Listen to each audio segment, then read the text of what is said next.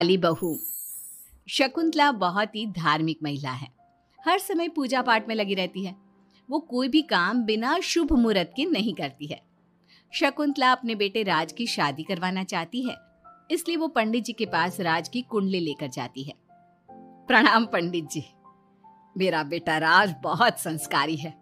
पूजा पाठ और धर्म कर्म के कार्यों को बहुत निष्ठा से पूर्ण करता है। मैं अपने बेटे की शादी कराना चाहती हूँ, इसलिए उसकी कुंडली ले आई हूँ। शकुंतला पंडित जी को कुंडली देते हुए कहती है और पंडित जी कुंडली को ध्यान से देखकर कहते हैं, बेटे, तेरे बेटे का उज्जवल भविष्य है। इसका गृहस्थ जीवन भी अच्छा रहेगा, परंतु क्या पंडित जी? परंतु एक बात का विशेष ध्यान रखना होगा। तुम्हें अपने बेटे की शादी उसी लड़की से करानी होगी जिसके गाल पर तिल हो। वो लड़की तुम्हारे घर, तुम्हारे बेटे और तुम्हारे भविष्य के लिए सुख, शांति और समृद्धि लाएगी। तुम्हारा भाग्य केवल उस लड़की के आने से ही जागेगा। जी पंडित जी, मैं ऐसी ही बहू लाऊंगी जिसके गाल पर तिल हो। धन्यवाद पंडित जी, धन्यवाद। पंडित जी का धन्यवाद करके शकुंतला वहां से चली जाती है। अब वो दिन रात तिल वाली बहू के बारे में सोचती रहती है। शकुंतला अपने बेटे का जहां भी रिश्ता लगाती तो उसकी एक ही शर्त होती कि तिल वाली बहू चाहिए, लेकिन उसे तिल वाली बहू कहीं मिलती ही नहीं।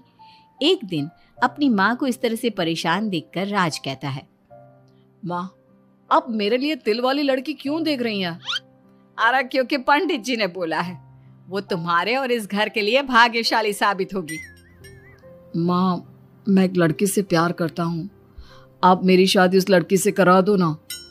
उसके गाल पर तिल होगा तभी मैं तुम्हारी शादी उससे कराऊंगी, नहीं तो भूल जाओ उस लड़की को।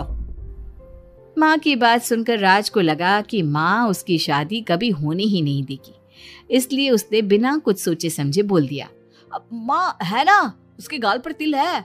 सच में माँ, बहुत प्यारा तिल है। तू सच कह रहा है बेटा? अरे तो तूने मुझे पहले क्यों नहीं बताया?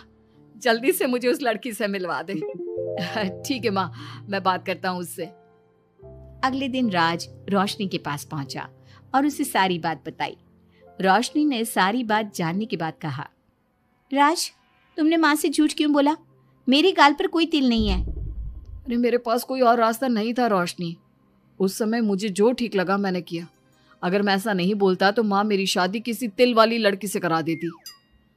माँ से इसे झूठ बोलना ठीक नहीं है।